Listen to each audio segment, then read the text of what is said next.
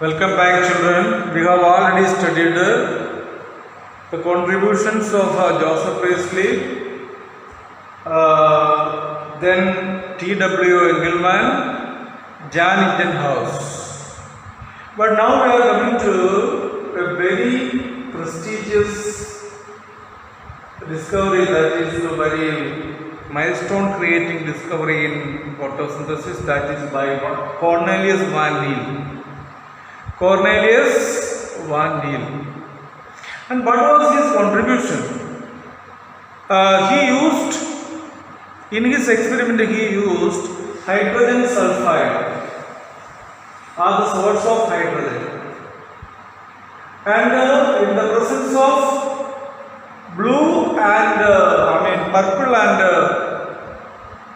green bacteria, he used purple green bacteria.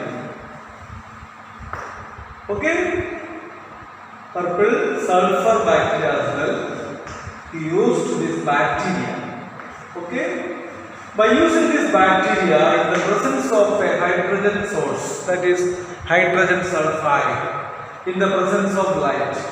In the presence of light, the green sulfur and the purple sulfur bacteria, in the presence of a hydrogen source, that is hydrogen sulfide, produced sulfur and water. And he experimentally proved that the hydrogen released from this hydrogen donor oxidized oxygen, they reduced carbon dioxide to carbohydrate. Carbohydrate is a carbon, hydrogen and oxygen. Combination of carbon, hydrogen and oxygen. So we can understand this reaction in which carbon dioxide is reduced by the hydrogen from a hydrogen source. We used hydrogen sulfide. But later on we understood that the hydrogen donor in the photosynthesis is water. Water donates hydrogen. This hydrogen reduced carbon dioxide to carbohydrate, that is glucose. Clear everybody? Yes. So according to Cornelius Van Til, there should be a hydrogen source in the photosynthesis. And here in the later stage we understood that hydrogen source is the water that donates the hydrogen, and they reduced carbon dioxide to carbohydrate instead of sulfur. Here as the hydrogen sulfide produced sulfur as the byproduct. Okay, here oxygen is the byproduct because of the oxygen coming from water. So water is the main source for the oxygen release, oxygen formation in photosynthesis, and hydrogen atoms, hydrogen ions that reduced carbon dioxide to carbohydrate. So water is an essential raw material for photosynthesis. From this water, hydrogen come out and reduce carbon dioxide to carbohydrate, CHO. Then oxygen that released as a byproduct. Okay, that is also formed from water. This is the very genius and milestone creating discovery in the field of photosynthesis. And it was a very wonderful discovery, and with this we can understand that during photosynthesis what is released?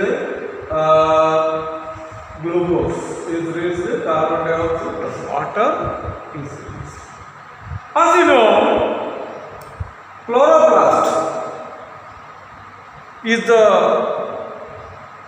site of photosynthesis. You know, chloroplast is present in the mesophyll. What is mesophyll cells? You can see mesophyll cells are present in these mesophyll cells. Mesophyll cells are decorated with chloroplasts, large number of chloroplasts inside. This chloroplast, if you see structurally, is a double membrane bound organelle which is oval or spherical shaped structure. There are two membranes, outer and inner membrane.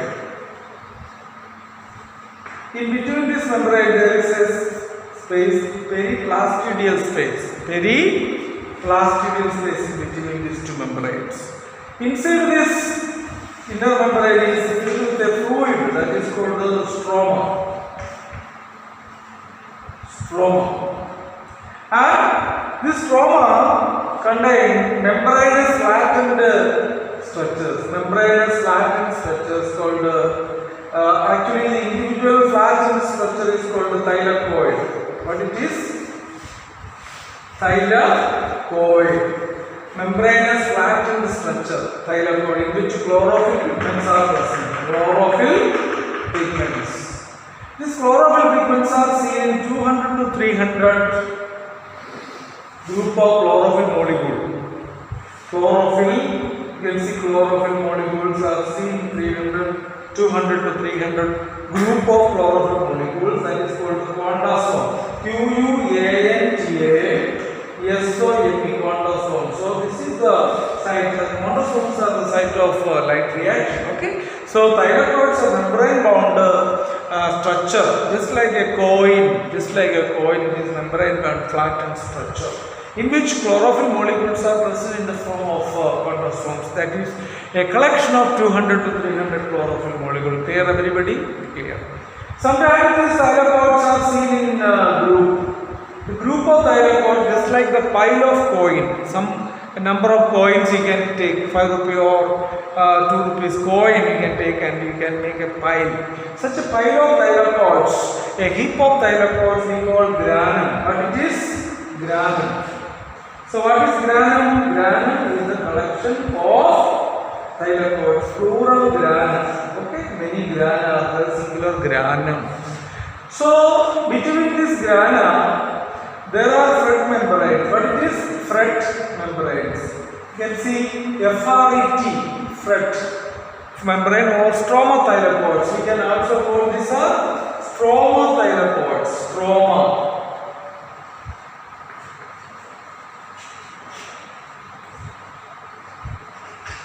Stroma thylakoid or fret membrane. You can see that stroma thylakoid or fret membrane. And you can understand this stroma. Stroma is the site of dark reaction. Okay, granum or thylakoid is the site of light reaction, in which ATP, NADPH and oxygen are formed. What are the products of this light reaction? ATP. You can see ATP, NADPH and oxygen are the products of light reaction. What is ATP? Adenosine triphosphate. NADPH, nicotinamide adenine dinucleotide phosphate. As it is reduced, we get a reduced form of NADP. Nicotinamide adenine dinucleotide phosphate, which is reduced. ATP, NADPH and oxygen are the product of light reaction that happens in the thylakoid. So this ATP and NADPH are important for the next dark reaction which takes place in the stroma. For this dark reaction, the darkness is not required, but it is a light independent phase. Even in the presence or absence of light, the dark reaction can take place. But during dark reaction, light is not being utilized. So it is called light independent reaction. Light independent reaction. You got this? So during this dark reaction, the enzymes are required. So enzymatic process. Dark reaction is the enzymatic process in which the carbon dioxide is reduced to carbohydrate. So what is dark reaction? Dark reaction is a light independent enzymatic reaction in which carbon dioxide is reduced to carbohydrate by utilizing ATP and NADPH formed during light reaction. You got this idea? Clear? You are clear with this. So what is the site of light reaction? Light reaction site is thylakoid or granum, during which what happens? Light is required. So it is called a light dependent reaction in which water splits into hydrogen and oxygen. along with the electrons. During this reaction, ATP, NADPH and oxygen are formed. ATP, NADPH and oxygen are formed in the presence of light by utilizing light. So it is called a light dependent reaction. Whereas the dark reaction takes place in the stroma is light independent reaction which does not utilize light. It can take place either in the sunlight or in the absence of sunlight. Okay, but light independent reaction needs enzymes in which the carbon dioxide is reduced to carbohydrate, CHO, carbonate oxygen. Carbohydrate in the presence of ATP, NADPH formed during light reaction. This is the introduction about the photosynthesis. I have already told you the contribution of Cornelius van Til. What is the contribution of Cornelius van Til? He demonstrated that water is one of the important raw materials from which hydrogen come out and reduce carbon dioxide to carbohydrate. Clear? Now oxygen is also coming out from the water. Cornelius van Til used hydrogen sulfide instead of water. So of course oxygen was not formed here, instead sulfur was formed. Okay, that's certainly the difference in the. But later on, it was proved that water is the source of hydrogen and oxygen, right? And what is the photosynthetic apparatus is, that is what is called chloroplast. Photosynthetic organ is called leaf. Leaf contains mesophyll. Mesophyll contains dot of chloroplast. Chloroplast, you can understand two important things. Granum. Granum is the site of photosynthesis during which ATP, NADPH and oxygen are formed. Okay? And also in this light reaction, the water splits into hydrogen and oxygen and electrons. Right.